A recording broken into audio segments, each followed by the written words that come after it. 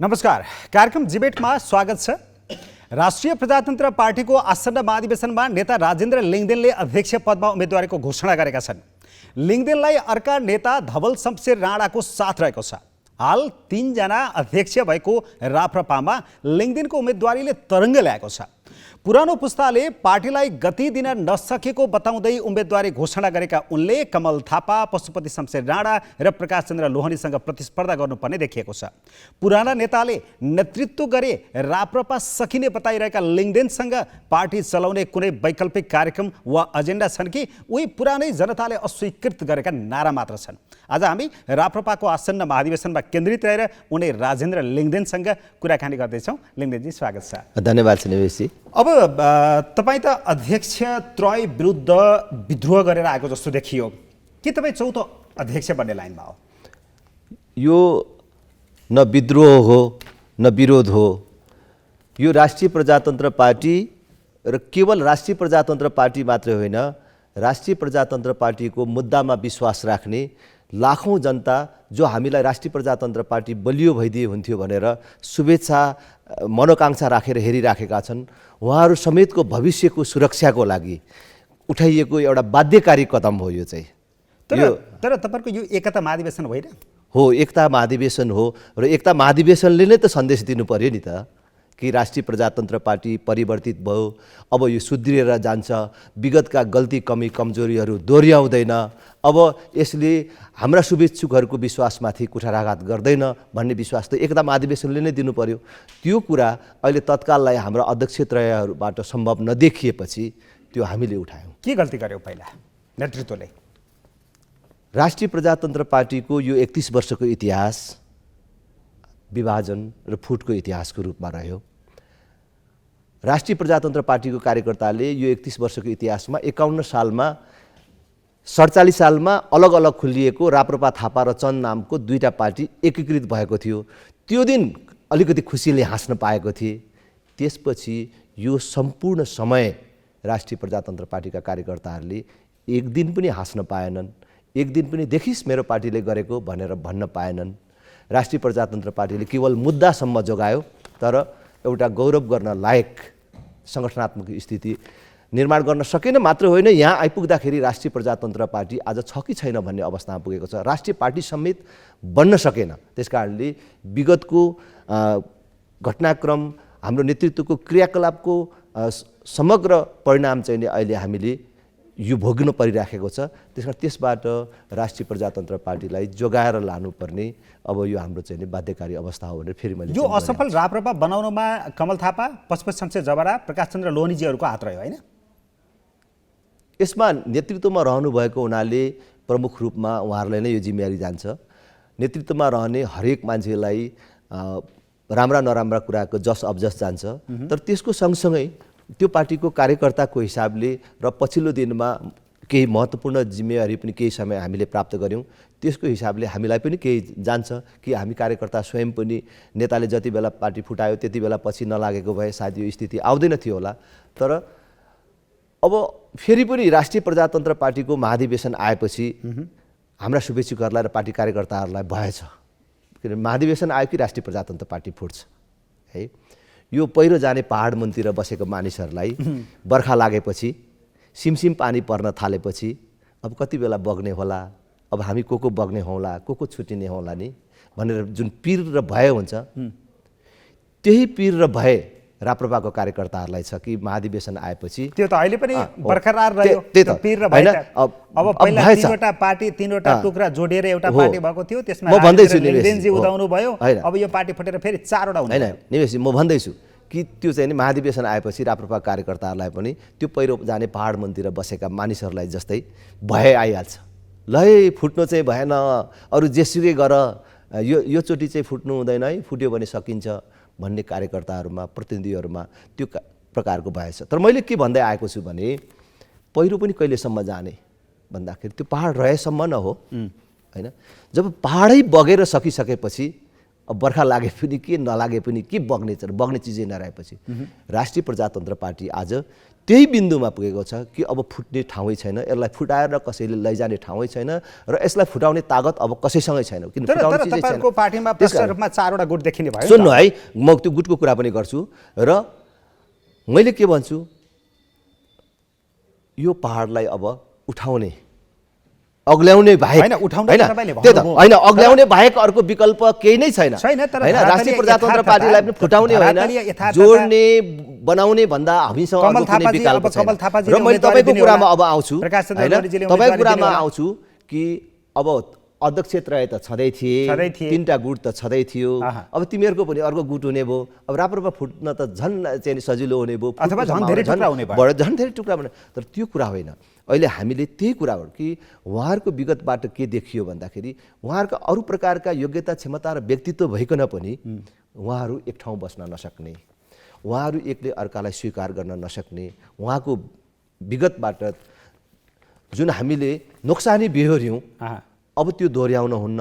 कि राष्ट्रिय प्रजातन्त्र पार्टीको सारा कार्यकर्ता नै फल्ना घनश्याम थापा कमल थापाको मान्छे, राधेश्याम थापा पशुपति शमशेरको मान्छे, अर्को कोही मान्छे प्रकाश चन्द्र लोहनीको मान्छे भनेर कार्यकर्ता नै यसरी नाम लिँदैखेरि फल्नाको मान्छे भनेर छुटिने अवस्था जुन हाम्रोमा विद्यमान थियो, विद्यमान आजसम्म पनि छ, आज पनि छ हैन। यसलाई चाहिँ नि उहाँहरूको कुनै प्रकारको भागभण्डाको एकता, कुनै पनि प्रकारको अब सम्झौताले त्यसलाई मेट्न सक्दैन र त्यसलाई मेट्नको लागि पनि अब हामीले उहाँहरूभन्दा बाहेकको नयाँ नेतृत्व ल्यायो भने मात्रै, किनभने हाम्रो त कुनै त्यस्तो गुटको लिगेसी त छैन। त्यस कारणले हामी जब नयाँ नेतृत्व कुनै हालतले होइन कि त्यो गुटको सदाको लागि अन्त्य गर्नको लागि हामीले नयाँ नेतृत्वको कुरा उठाएका छौँ। किनभने अहिले हामीसँग हिँडेको मान्छे विभिन्न पृष्ठभूमिका मानिसहरू हुनुहुन्छ।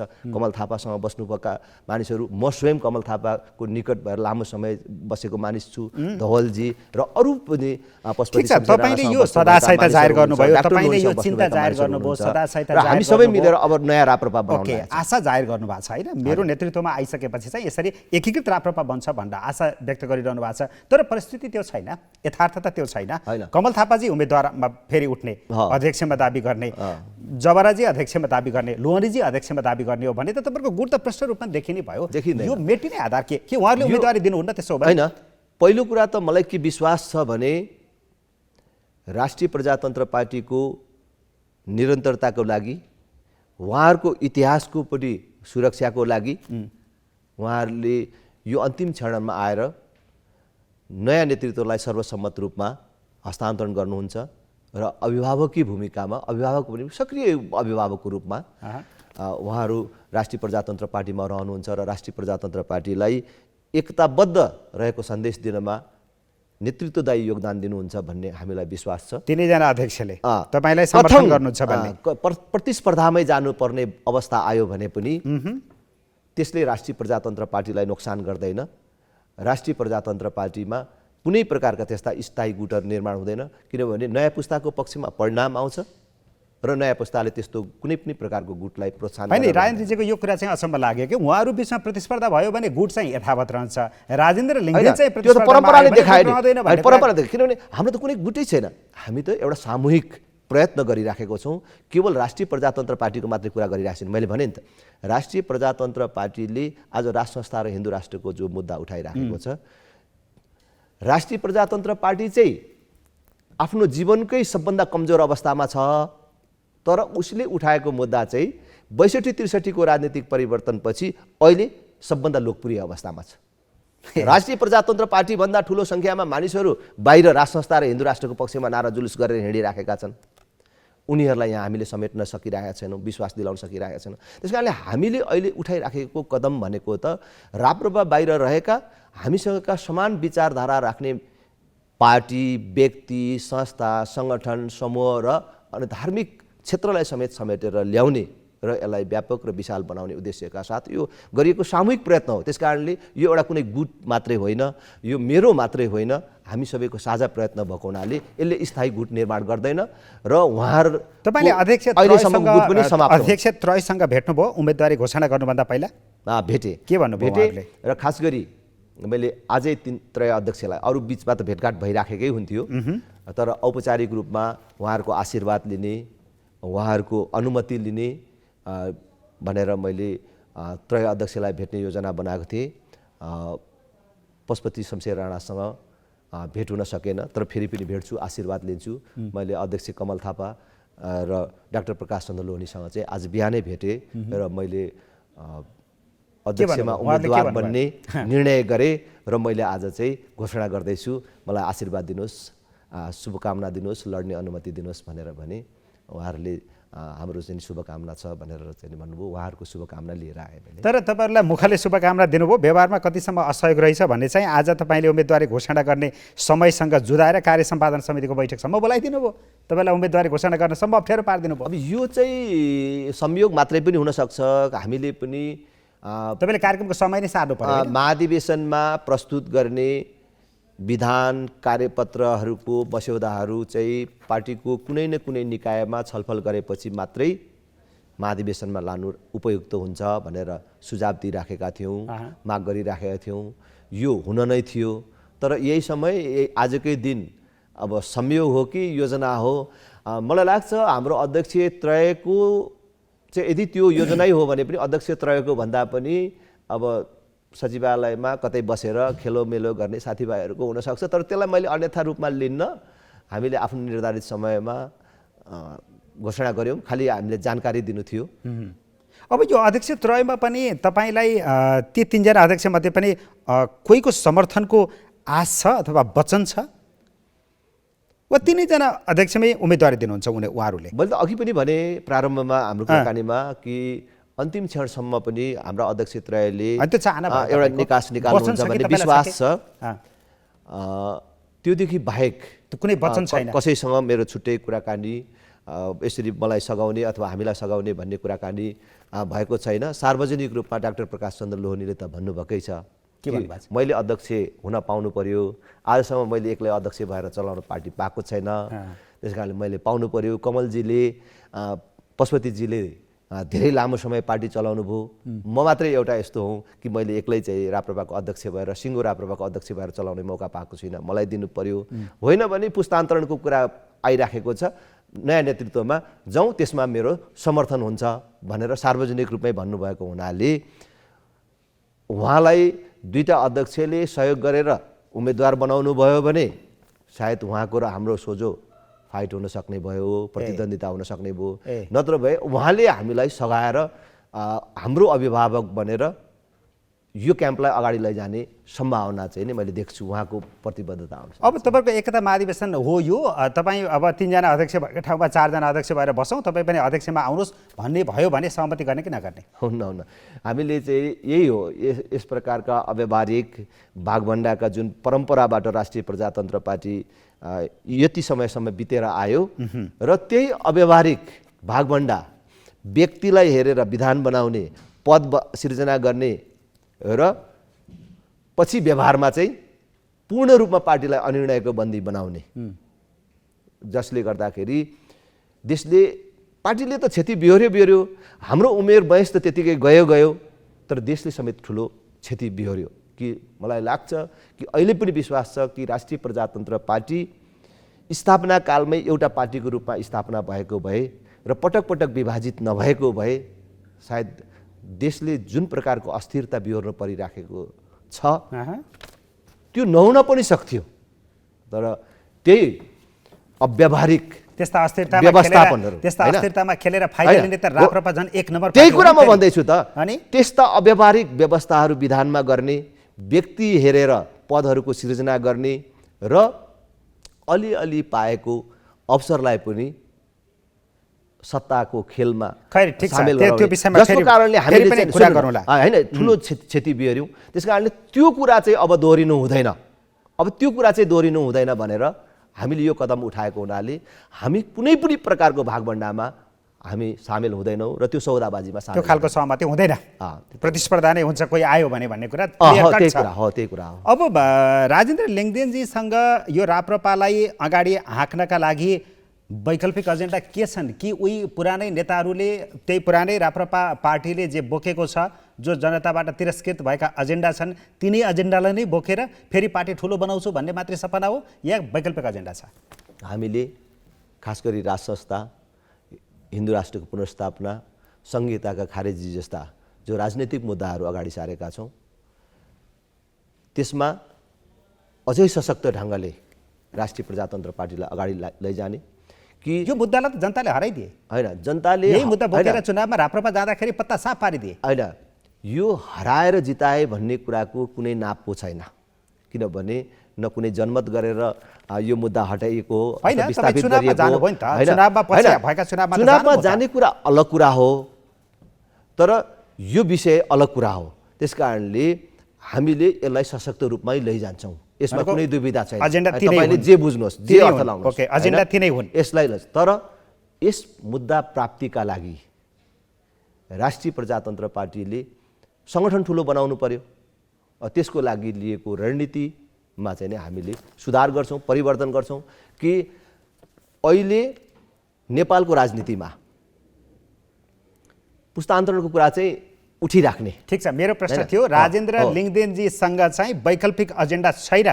राप्रपाका होइन। उही पुराना नेताहरूले जुन एजेन्डा बोक्नु भएको थियो होइन राष्ट्र तिनै संस्था, एजेन्डा हो। हिन्दू राष्ट्र र संघीयताको विषयको हाम्रो जो धारणा छ त्यसमा फरक कुनै त्यही नै हो। दृष्टिकोण छैन अब मेरो तर प्रश्न, अहिले अब- सुन्नु एकैछिन यसमा हाम्रो फरक कुरा के हो भन्दाखेरि त्यस प्राप्तिका लागि राष्ट्रिय प्रजातन्त्र पार्टीलाई जुन ढङ्गले क्रियाशील बनाउनु पर्थ्यो जुन ढङ्गले लोकप्रिय बनाउनु पर्थ्यो त्यसका लागि जुन ढङ्गको सशक्त सङ्गठन निर्माण गर्नु पर्थ्यो त्यसको लागि हामी चुक्यौँ अब हामीले त्यो अनुरूपको चाहिँ नि सङ्गठन बनाएर जानुपर्छ र राष्ट्रिय प्रजातन्त्र पार्टीलाई क्रियाशील बनाउनुपर्छ भन्ने अब जनताले तपाईँको एजेन्डा नपताइदिएपछि जनताले तपाईँका एजेन्डा अस्वीकृत गरिदिएपछि तपाईँले बोकेका एजेन्डालाई कार्यकर्ताले नरुचाइदिएपछि पार्टी सानो भयो त्यसमा त के छ र? त्यस्तो कुरा होइन त्यो त तपाईँको विचारको कुरा हो होइन तपाईँको बुझाइको कुरा हो तर राष्ट्रिय प्रजातन्त्र पार्टीको एजेन्डालाई जनताले पत्याएको छन् कि छैनन् कार्यकर्ताले पत्याएको छन् कि छैनन् भन्ने कुरा त मेरो सानो ठाउँ उदाहरण छ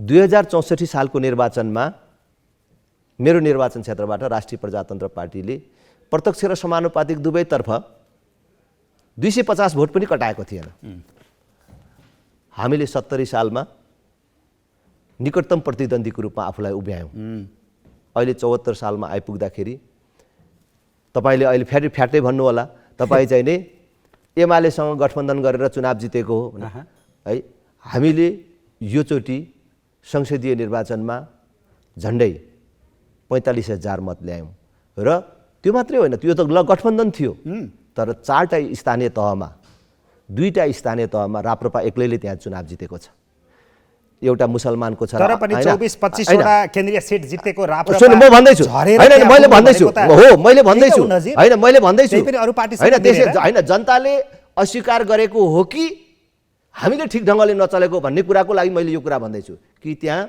4टा स्थानीय तहमा 2टा स्थानीय तहमा राप्रपाले विजय प्राप्त गरेको छ एउटामा त 2 प्राप्त गरेको छ त्यसमाथि पनि हिन्दू राष्ट्र हुनुपर्छ भन्ने पार्टीमा मुसलमानको छोराले जितेको छ अर्को मेरो आफ्नो गाउँपालिकामा मेरै सहोदर भाइ हामी किरात धर्ममा विश्वास राख्छौँ उसले जितेको छ कुरा के हो भन्दाखेरि अहिले फेरि अर्को राप्रपाले सक्रिय सदस्यको माध्यमबाट महाधिवेशन प्रतिनिधिहरू चयन गर्ने व्यवस्था गर्यो मेरो निर्वाचन क्षेत्रमा मात्रै 7400 सक्रिय सदस्यहरू छन् झापा जिल्लामा मात्रै झन्डै 18,000 सक्रिय सदस्यहरू छन् भने मैले भनेको एजेन्डा अलोकप्रिय होइन हामीले ठिक ढङ्गले काम गर्न सकेनौँ ठिक ढङ्गले काम गर्न सक्यो भने त हुने रहेछ भन्ने कुरा त झापा जिल्लाले देखाएको छ मेरो निर्वाचन क्षेत्रले देखाएको छ त्यसकारणले हामीले त्यही मोडल देशभरि प्रयोग गर्न सक्छौँ यो एजेन्डा अलोकप्रिय भएको होइन हामीले ठिक ढङ्गले राप्रपालाई अगाडि लैजान सकेनौँ हाम्रो एजेन्डा ठिक ढङ्गले बुझाउन सकेनौँ जहाँ हामीलाई जिम्मेवारी थियो हाम्रो क्षेत्र जहाँ थियो राजेन्द्र लिङ्गदेनको त्यहाँ चाहिँ हामी ठिक काम गर्दाखेरि त देखियो नि तपाईहरुका एजेन्डा नबुझेको कुन नेपाली जनता होला र? तपाईहरुले भन्नुभएको छ किन तपाईँ जस्तै मान्छेहरूलाई भ्रम छ अनि तपाईँहरू जस्तोलाई भ्रम छ के छ भन्दाखेरि हिन्दू राष्ट्रको होइन, पुनर्स्थापना होइन, त्यसपछि संघीयताको होइन, खारेज यो मुद्दा त होइन, सबैले बुझेको कुरा हो तर नि।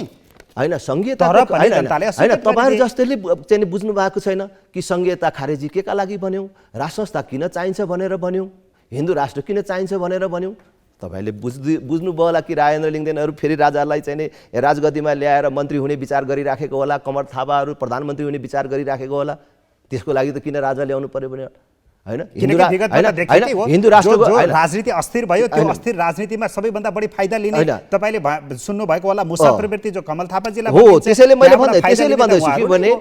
होइन हिन्दू राष्ट्रको कुरा गर्दाखेरि अब कुनै जात विशेषको धर्मको कुरा ल्याएर चाहिँ पनि राजनीति हुन्छ भन्ने होला तर हामीले राष्ट्र संस्था हिन्दू राष्ट्रको कुरा गर्दाखेरि हामीले आफूलाई केन्द्रमा राखेर होइन, देशलाई केन्द्रमा राखेर कुरा गरिराखेका छौँ। निमेशजी, राज संस्था कुनै व्यक्तिलाई राजा बनाउने कुराको मात्रै होइन कि नेपालको स्थायित्वको आधार हो। हिन्दू राष्ट्र कुनै जात विशेषले मान्ने धर्मको कुरा मात्र होइन, नेपालको स्थायित्वको आधार हो भनेर चाहिँ हामीले अगाडि बढाएको र त्यो कुरा हामीले ठिक ढङ्गले मान्छेलाई बुझाउन सकेको छैनौँ। मैले भने कि उनीहरूले त व्यक्तिगत स्वार्थको लागि, फाइदाको लागि, चुनाव जित्नको लागि उठाइराखेका छन् भन्ने कुराहरू त तपाईँले 3-3, 4-4 वटा चुनावमा बुझाउनु भयो के? पटक पटक गएर भाषण गर्नुभयो, हाम्रो एजेन्डा यो हो, यसले देशलाई निकास दिँदैन, अब तपाईँ पनि हामी चाहिँ यो परिवर्तनको पक्षमा छैनौँ भनेर त भनेकै त हो। जनताले नपत्याइदिएकै हो, यही त हो। जनताले नपत्याएको होइन, जनताले अहिले पनि पत्याइराखेको छ यो एजेन्डालाई। हामीले त्यही त रणनीतिगत गल्ती भयो। हाम्रो नेतृत्वले राष्ट्रिय प्रजातन्त्र पार्टीलाई ठिक ढङ्गले उभ्याउन सकेन, आफ्नो नीति कार्यक्रमलाई ठिक ढङ्गले लैजान सकेन। त्यही कुरा हो, किनभने 165 निर्वाचन क्षेत्रमा हामीले चाहिँ 4टा 5वटामा उम्मेदवार दियौँ। 330 वटा प्रदेश सभाको निर्वाचनमा हामीले 5वटामा उम्मेदवारी दियौँ। त्यस्तो कुरा होइन। अब हामीले यो गल्ती दोहोऱ्याउनु हुँदैन मात्रै होइन, हामीले गर्ने हरेक क्रियाकलापहरू विश्वसनीय हुनु पर्यो, जनताले पत्याउने हुनु पर्यो। जनताले राज संस्था कुन क्रियाकलाप विश्वसनीय भएन? होइन, हाम्रो क्रियाकलाप विश्वसनीय भएन मात्रै होइन, अक्रमण्य भयो, निष्क्रिय भयो। अब पहिलो कुरा त हामी आफैले पनि स्वीकार गरेका छौँ कि विगतमा हामीले अलिकति सिट पाएको बेला सरकारमा जानु हुँदैन भन्ने आम जनताको धारणा रहेछ। राप्रपा जस्तो पार्टी जसको पायो त्यसको नेतृत्वमा सरकारमा जानुपर्ने होइन र जुन यसरी दुई चारवटा सुन्नुहोस् न, 2-4टा मन्त्रीको लागि मात्रै चाहिँ यो पार्टी खोलिएको होइन भन्ने बुझाइरहेछ। जसको विपक्षमा तपाईँहरू हुनुहुन्थ्यो त्यसको सरकारमा पनि तपाईँहरूको नेता गएर मन्त्री हुनुभयो। यसैले त मैले भन्दैछु, यसैले त मैले भन्दैछु कमल थापाजीले पार्टी डुबाउनु भयो। त्यसो भए मैले यहाँ उहाँलाई मात्रै दोष नदिउँ कि एउटा रणनीतिगत त्रुटि भयो कि नेतृत्वमा रहनु भएको हुनाले त्यसबेला केही राम्रो कुराहरू जिम्मेवारी त मूल नेतृत्वले लिनु पर्यो। हो, मूल नेतृत्व त उहाँ हो। अहिले कुरै त्यही त आयो नि कि दोष त हामी सबैको पनि छ। हामीले समर्थन गऱ्यौँ, साथ दियौँ, विद्रोह गरेनौँ नि त। त्यसबेला हामीले कोठामा भन्यौँ होला यो कुरा गर्नुहुन्न, अहिले राजीनामा दिउँ, यो सरकारमा नजाउँ भन्यौँ होला, यसमा चाहिँ जानुहुन्छ भनेर भन्यौँ होला। तर जनताले थाहा पाउने गरी, कार्यकर्ताले थाहा पाउने गरी त विद्रोह त हामीले गरेनौँ। तहगत रूपमा हाम्रो पनि दोष छ। म नेतृत्वलाई मात्रै दोष। आज चुनावको बेलामा होइन, यो नेतृत्वको चयन हुने बेलामा उहाँहरूसँग म प्रतिद्वन्दिता गर्न तयार भएको छु, तर दोष उहाँहरूलाई मात्रै लगाएर बरु सबै चाहिँ फटा हो उहाँहरू चाहिँ भनेर भन्दिनँ। तर नैतिक रूपमा जो नेतृत्वमा जो मुख्य नेतृत्व हो उसले जिम्मेवारी लिनुपर्छ र आम जनताले पनि बुझ्छ त्यसरी, कार्यकर्ताले पनि बुझ्छ त्यसरी। त्यस कारणले तर त्यसपछि पनि हामीले पार्टीले सामूहिक रूपमा आत्मलोचना गरिसकेका छौँ, त्यो गल्ती भएछ। ठिक छ राजी, के अब आगामी दिनमा हामीले त्यस प्रकारको गल्ती नदोहोऱ्याउने र यो आउने नेतृत्व जसले हामीले दाबी गरिराखेको छौँ यो कुनै परीक्षणमा परेको पनि छैन र यसले कहीँ गल्ती गरेको छैन र आजसम्मको जुन यात्रा छ यो हरेक ठाउँमा खरो उत्रेर आएको छ। त्यस कारणले यो नेतृत्वले अब त्यो गल्ती दोहोऱ्याउँदैन। कमल थापाजीले चाहिँ बोक्नका लागि यो एजेन्डा बोक्नुभयो, वैकल्पिक शक्ति देखाउनका लागि यो एजेन्डा बोक्नुभयो, एउटा फरक पार्टी पनि होस् भनेर यो एजेन्डा बोक्नुभयो। तर उहाँको वास्तविक चाहना चाहिँ यो एजेन्डाभित्र होइन, जसरी हुन्छ सत्ताको स्वादले नै, सत्ता स्वार्थले पुरा गर्ने हो त? त्यसो भए त्यो थियो त? म त्यस्तो अभियोग लगाउन चाहन्न। अनि उहाँले प्रतिद्वन्दिताको लागि चाहिँ तयार भइराखेको छु, तर म त्यस्तो अभियोग लगाउन चाहन्न। उहाँको मनमा पार्टी त बिगार्नु भएको सत्य भयो। नेतृत्वको हिसाबले उहाँले लिएको रणनीति गलत भएछ होइन। चाहे त्यो सरकारमा जाने कुरा होस्, चाहे पार्टी एकीकरण भइसकेपछि पार्टी एकीकरणलाई जोगाएर राख्न नसक्नुमा होस्, अब फुटेर जानेहरूको दोष होलान्, अभियोग लगाउने अनेक कुराहरू होलान्। तर पाइसकेको एकता, पाइसकेको नेतृत्वलाई जोगाएर नराख्न होइन, त्यो राख्न नसक्नु, अब त्यो चाहिँ के रहेछ? त्यो खास कमजोरी उहाँमा के रहेछ? त्यो पार्टी एकता जोगाउन नसक्नेको कमजोरी चाहिँ त्यो एउटा केसरा केलाउन चाहन्न। त्यसैले अहिले हामीले यो त्यसैले हामीले त भन्नु पर्यो त। अहिले त तपाईँ उम्मेदवार भएर उठिसकेपछि पुरानो पुस्ताले यहाँ गल्ती गर्यो, उहाँहरूका यो कमजोरी रहेछन् त भनिदिनु पर्यो नि त। भन्नै परेन होइन, यो केसरा केलाएर भन्नै परेन कि यो 31 वर्षमा राष्ट्रिय प्रजातन्त्र पार्टीलाई उठाउने र आहा भन्ने कुनै कामहरू हुन सकेनन्।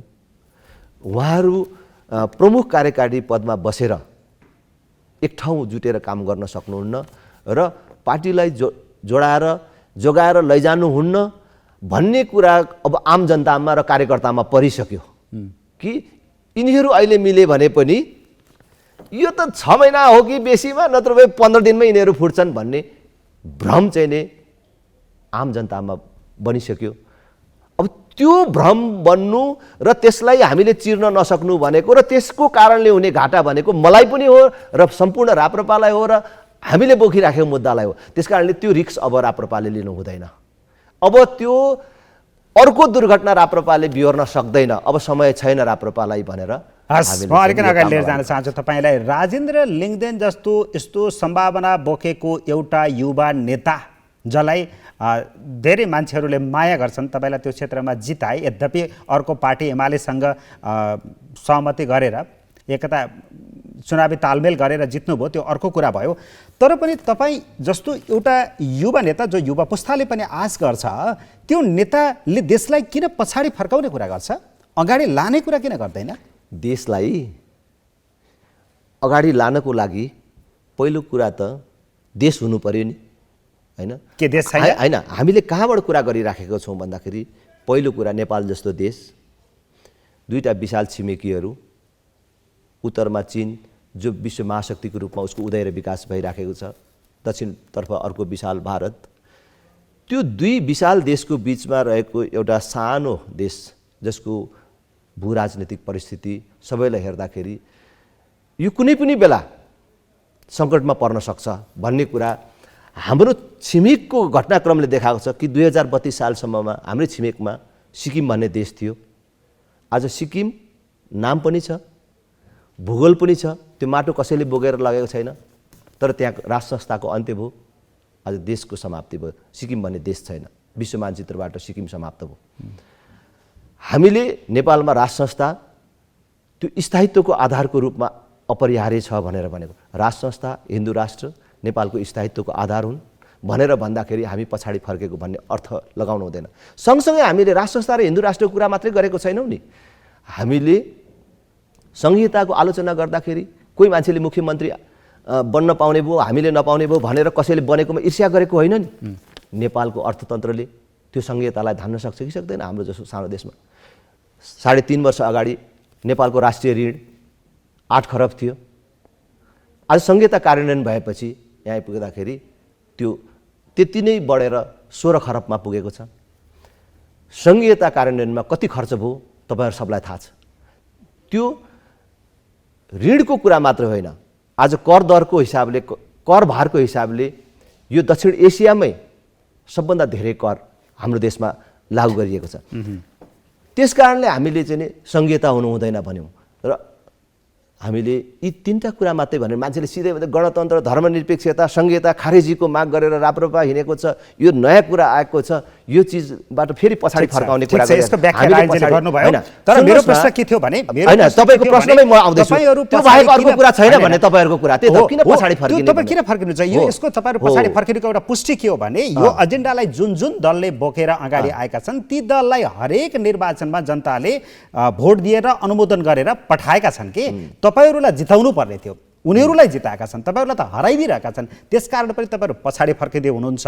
जनताले नचाहेको नरुचाएको मिल्काइसकेका कुरालाई फेरि टिपेर ल्याउन खोज्दै हुनुहुन्छ के तपाईँ जस्तो युवा नेताले? कति कुरा कहिलेकाहीँ मानिसहरूले सुनलाई नचिनेर पितल भनेर फ्याँकिदिन्छ, हैन?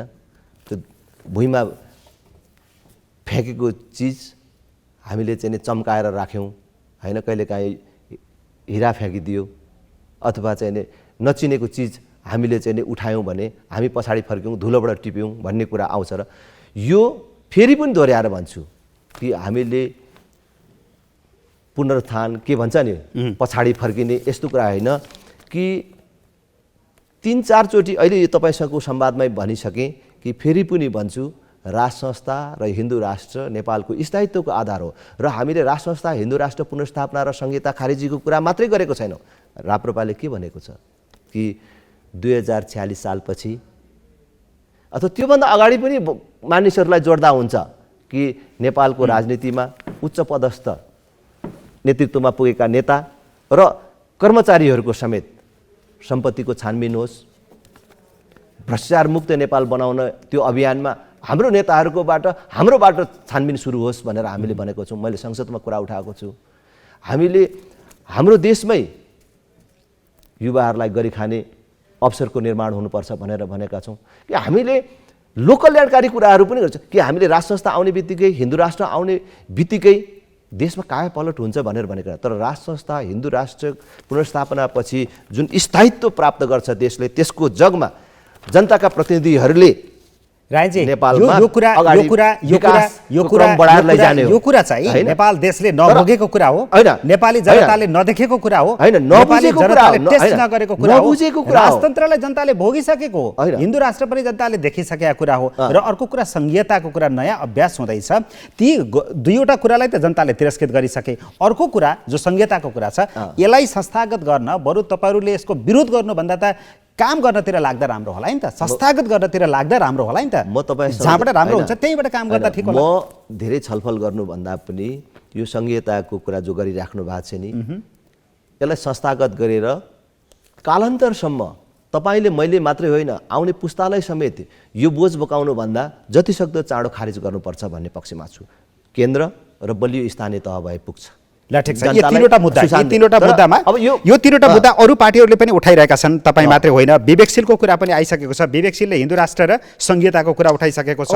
कङ्ग्रेसभित्र पनि हिन्दू राष्ट्रको कुरा उठेको छ। मैले यहाँ अर्को प्रश्न गर्दैछु। यो प्रश्न मैले के गर्दैछु भने ती मुद्दा, ती एजेन्डा अरू पार्टीले पनि बोकेका छन् भने चाहिँ तपाईँहरूलाई जनताले किन दिनु पर्यो, साथ दिनु पर्यो, अथवा तपाईँहरूलाई मत किन दिनु पर्यो? अरू पार्टीलाई नदिएर तपाईँले दिनुपर्ने कारण के? तपाईँलाई यही कुरा मैले भन्छु कि तपाईँ अहिले कसरी तिमीहरूको मुद्दा लोकप्रिय भयो, यो जनताले फ्याँकेको चिज भनेर भन्नुहुन्थ्यो नि, हैन? त्यो लोकप्रिय भन्ने कुरा त अर्को पाटो भयो। मुद्दा उठाउने मात्रै कुरा गर्दैछु मैले। मुद्दा उठाउने भन्ने कुरा नि, अलोकप्रिय चिज कसले उठाउँछ त?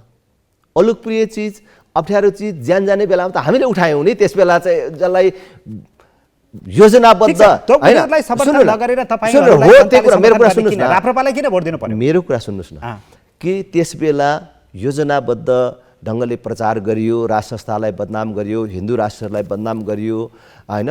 कि हिन्दू धर्म नै, हिन्दू राष्ट्र नै हाम्रो सारा प्रगतिको बाधक हो, राष्ट्र संस्था नै सारा प्रगतिको बाधक हो भनेर योजनाबद्ध प्रचार गरियो। त्यो कसको योजनामा प्रायोजनमा भयो भन्ने कुरा यहाँ भनिराख्नु पर्दैन, सार्वजनिक रूपमै छ। तर त्यस्तो बेला पनि हामीले यो मुद्दा चाहिँ उठायौँ। त्यस बेला यो लोकप्रिय छ भनेर होइन कि यो आवश्यक छ भनेर उठायौँ। तर आज यो मुद्दा लोकप्रिय भयो। त्यसैले काङ्ग्रेसभित्र पनि अब हिन्दू राष्ट्रको कुरा, राष्ट्र संस्थाको कुरा उठ्न थाल्यो। त्यति मात्र होइन, एमालेमा उठ्न थाल्यो। होइन, तपाईहरुलाई पत्याउनु पर्ने, उनीहरुलाई पत्याउनु नपर्ने, अथवा पत्याउनु नपर्ने कारण के? पत्याउनु नपत्याउनु, उनीहरुलाई हिन्दू राष्ट्रको मुद्दा उठाएर पत्याइराखेको छैनन्। सुन्नुहोस्, तर उनीहरु पनि अब त्यो मुद्दालाई पनि समावेश गरेर जाने प्रयास किन गरिराखेको छन् भन्ने कुरामा चाहिँ मैले भन्छु कि त्यो मुद्दाप्रतिको निष्ठाको कारणले होइन। अब यो मुद्दा पनि एउटा कन्स्टिट्युएन्सी बन्यो, हैन? यो मुद्दा पनि मत प्राप्त गर्ने एउटा आधार बन्यो। त्यस कारणले अब त्यो मुद्दाका पक्षमा रहेका जनतालाई राप्रपाको पक्षमा जानु हुँदैन। हामीले पनि यो कुरा उठाइराख्नुपर्छ, त्यस पक्षका मतदातालाई इन्गेज गर्नुपर्छ भनेर उनीहरूले योजनाबद्ध ढङ्गले उठाएका छन्। तर जसको मुद्दा हो उसैले चाहिँ ठिक ढङ्गले त्यो मुद्दाका पक्षका मानिसहरूलाई बुझाउन सकेको छैन। त्यो बुझाउने ढङ्गले राप्रपा क्रियाशील हुन सकेन। त्यसैले हामीले यो नेतृत्व परिवर्तनको कुरा उठाएको। तर यहाँ कस्तो देखियो भने तपाईँले भने जस्तो पुरानो नेतृत्वले राप्रपालाई जसरी सकायो अथवा त्यो नेतृत्व अब पनि रहन्छ भने राप्रपा जसरी सकिन्छ, त्यो सम्भावना राजेन्द्र लिङदेन आउँदा पनि त्यही नै रहने भयो, केही पनि फरक नहुने भयो। त्यस्तो उनी भाषी कुरा गरिदियो भने त के फरक रहँदैन? त्यो चाहिँ रहँदैन। त्यो जुन हाम्रो नेतृत्वले विश्वास गुमायो, यो नेतृत्वले नयाँ विश्वास आर्जन गर्छ मात्र होइन। आज तपाईँको लोकप्रिय यो सञ्चार माध्यमबाट भन्छु कि हाम्रो अध्यक्ष त्रयले र हाम्रो महाधिवेशन प्रतिनिधि अरू नेताहरूले सोच विचार गरेर नयाँ नेतृत्व स्थापना गरेर जानुभयो भने यो नयाँ नेतृत्वमा यो आउने 6 महिनाभित्रमा राप्रपा बाहिर रहेका सबै भनौँ न, अब अहिले अधिकांश भनौँ राष्ट्र संस्था चाहिन्छ, हिन्दू राष्ट्र चाहिन्छ भन्ने शक्तिहरू समेटिन्छन्। अब तपाईँले चाहिँ पहिलाको जो राप्रपाको नेतृत्व थियो जसले व्यवस्थाको विरोध गर्थ्यो तर त्यही व्यवस्थाभित्रको अस्थिरतामा खेलेर सत्ताको स्वाद चाख्थ्यो, त्यो चाहिँ गर्नुहुन्न भन्ने आधार के? गर्दैन, त्यो त्रुटि हामी गर्दैनौँ। एजेन्डा पुराना कुरा गर्ने, दक्षिणपन्थी एजेन्डाहरू उठाउने, तर परिवर्तित व्यवस्थामा केही अस्थिरता उब्जिँदा बित्तिकै सत्ताको स्वाद लिइरहने, यो बडो बडो विकृतको राजनीतिक चरित्र। त्यो तपाईँ हामी बिचमा अघि पनि समीक्षा भइसक्यो। त्यही नै अब त्यो तपाईँले गर्नुहुन्न भन्ने ग्यारेन्टी के? राप्रपाको जीवनको सबभन्दा ठुलो गल्ती नै त्यही भयो होइन। त्यसले नै हाम्रो नेतृत्वले विश्वास गुमायो कि एजेन्डा मजबुत भएर एजेन्डाको पक्षमा जनमत भएर पनि हामीले मत प्राप्त गर्न सकेनौँ। त्यो गल्ती राजेन्द्र लिङ्गदेनले आउने नेतृत्वले दोहोऱ्याउँदैन भन्ने कुरा त मैले पटक पटक भनेको पनि छु र अहिले संसदमा पनि प्रमाणित गरिराखेको छु। एक सिट भएको मान्छेले पनि म सरकारमा जान सक्ने विभिन्न प्रकारका बाटाहरू खुल्ला थिए। अथवा त्यो अफर आएको थियो होइन, विभिन्न प्रकारका बाटाहरू खुल्ला थिए मैले होइन, अफर पनि आएको थियो, कुराहरू पनि भएका थिए। तर मैले 5 वर्ष सरकारमा नजाने मात्र होइन, जान्न नै गइन नै त्यो अब त्यो कार्यकाल पुरा हुन पनि लागेको छ। र म अहिले तपाईँको यो सञ्चार माध्यमबाट मेरो पार्टीको नेता कार्यकर्ताहरूलाई पनि भन्न चाहन्छु, राजेन्द्र लिङ्गदेन यो पार्टीमा लाग्दाखेरि यस्तो परिस्थिति थियो, सांसद मन्त्री त के एउटा वडाको सदस्य पनि नहुने अवस्था थियो। एउटा वडाको सदस्य पनि नभएर मरौँला, तर राप्रपाले लिएको मुद्दा स्थापना गरौँला, स्थापना गर्न नसके पनि यो मुद्दा जीवित राखेर मरौँला भनेर लागेको मान्छे हुँ। आज संजोगले सांसद छु, भोलि पनि हुन सक्छु। तर यो पार्टीलाई मजबुत बनाउनको लागि अरू आगामी 5 वर्ष कुनै पनि प्रकारको मन्त्री लगायतको सत्तामा नजानको लागि म चाहिँ तयार छु कि पार्टीको लागि सांसद त भइदिनै पर्छ, उठ्दिनु पर्ने, त्योदेखि बाहेक म संसदीय राजनीतिमा नरहन पनि म तयार छु। भनेपछि अब हुने चुनावमा राप्रपा कुनै स्थान ल्यायो भने पनि यही व्यवस्थामा रहेर सरकारमा जाने मोलमोलाई गर्ने काम चाहिँ गर्ने छैन। राजेन्द्र लिङ्गदेन नेतृत्वमा आयो भने गर्दैन। राप्रपा भन्ने पार्टी सरकारमा देखिने छैन यो व्यवस्था। त्यस्तो कुरा हुँदैन।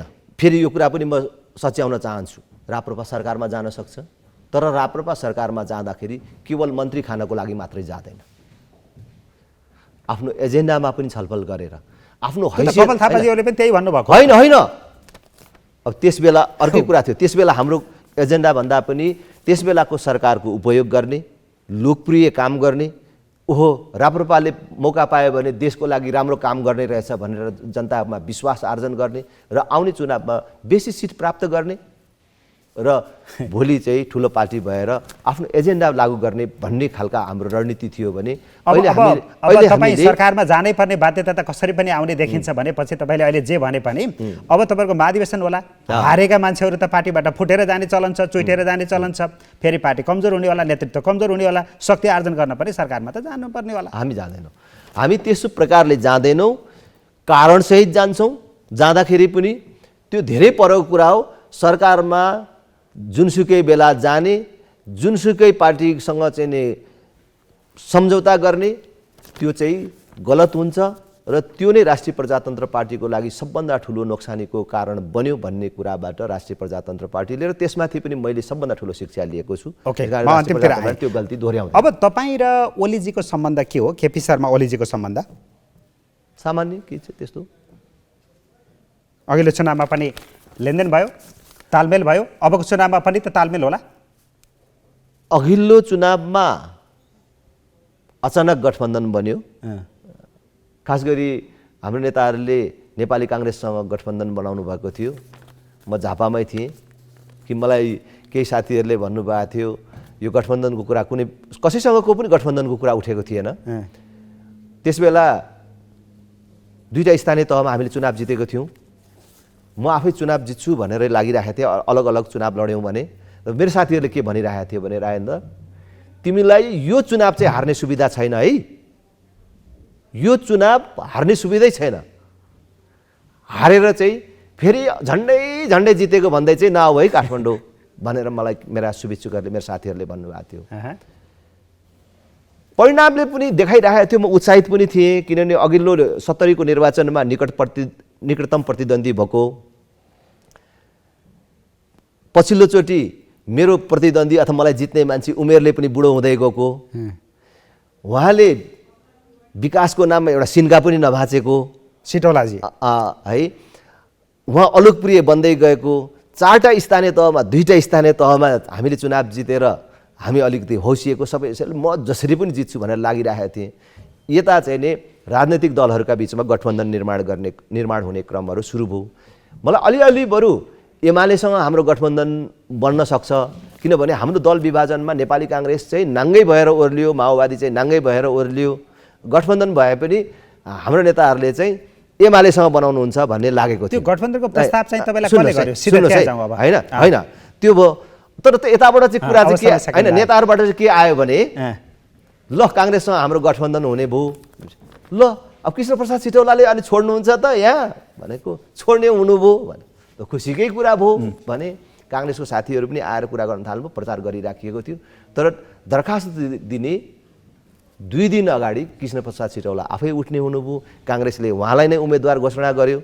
गरेपछि मैले सार्वजनिक रूपमै सञ्चार माध्यममा भने ल ठिक छ हैन, कृष्णप्रसाद सिटौलालाई चुनावी मैदानमै धुलो चटाउने मेरो आकाङ्क्षा पुरा हुने भयो, धन्यवाद छ, म चुनाव लड्छु भनेर भने। तर त्यति नै बेला एमालेको साथीहरूले सम्पर्क गर्नुभयो, कुरा गर्नुभयो। भनेको गठबन्धनको लागि पहिलो प्रस्ताव उतैबाट आयो। अबको चुनावमा के हुन्छ? सबै सकिन्छ, हामी गठबन्धन गर्यौँ, चुनाव लड्यौँ। अबको चुनावमा के हुन्छ? अबको चुनावमा पनि एमालेसँग तालमेल हुने सम्भावना हुन्छ कि हुँदैन? सम्भावना सबै खालको खुल्ला छ।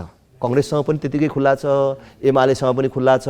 अब अरू दलसँग त कुरै भएन, खास गरी काङ्ग्रेस एमाले दुवैसँग खुल्ला छ। तर म सबै राजनीतिक दलहरू एक्लै चुनाव लड्ने हो भने एक्लै चुनाव लड्ने र जित्ने तयारी गरिराखेको छ। हस्, अन्त्यमा चाहिँ तपाईँले भन्नुभएको थियो म पदमा पुगेँ भने, म नेतृत्वमा पुगेँ भने टाँसिरहने छैन। आयो पत्रकार सम्मेलन गर्दाखेरि म टाँसिरहने काम गर्ने छैन, म सहज रूपमा नेतृत्व हस्तान्तरण गर्नेछु भन्नुभएको थियो। यहाँनिर तपाईँलाई अर्का युवा नेता धवल शमशेर राणाजीले समर्थन गर्नुभएको छ, तपाईँलाई बडो दह्रो साथ दिनुभएको छ।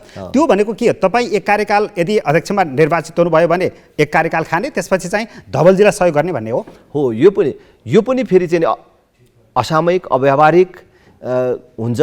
हामीले त्यस प्रकारका कुनै शर्तबन्दी गरेको छैनौँ। नेपालको राजनीतिमा 2046 सालको राजनीतिक परिवर्तनपछि यो 30-31 वर्षको इतिहासमा देशमा 26 वटा सरकार, यो 26औं सरकार हो। तर कुनै पनि सरकारले 5 वर्ष कार्यकाल पुरा गरेन। यो बिचमा नफुटेको कुनै राजनीतिक दलहरू भएन। किन यस्तो अस्थिर हुन्छ? किन सबै राजनीतिक दलहरू सधैँ विभाजित भइरहेका छन्? किन एउटा सरकारले पुरा कार्यकाल पुरा गर्दैन भन्दाखेरि नेपालको राजनीतिमा यसो हेर्दाखेरि देशको संविधान र राजनीतिक दलहरूको कहीँ पनि नेतृत्व हस्तान्तरणको सहज व्यवस्था छैन। त्यसकारणले हामीले के गर्नेछौँ भने मैले जिते भने पनि बढीमा 2 कार्यकालभन्दा बेसी अध्यक्ष पदमा बस्दैन। प्रधानमन्त्री हुनु पर्यो भने पनि हाम्रो पार्टीबाट 2 कार्यकालभन्दा बेसी कुनै पनि व्यक्ति 2 कार्यकाल मात्रै बस्नुहुन्छ तपाईँ बेसीमा। त्यो खालको बरु विधानमै व्यवस्था हामी त्यो वैधानिक व्यवस्था लिएर र त्यसपछिको समर्थन तपाईँको धवल शमशेरलाई नै रहन्छ भनेर वचन दिनुभएको छ?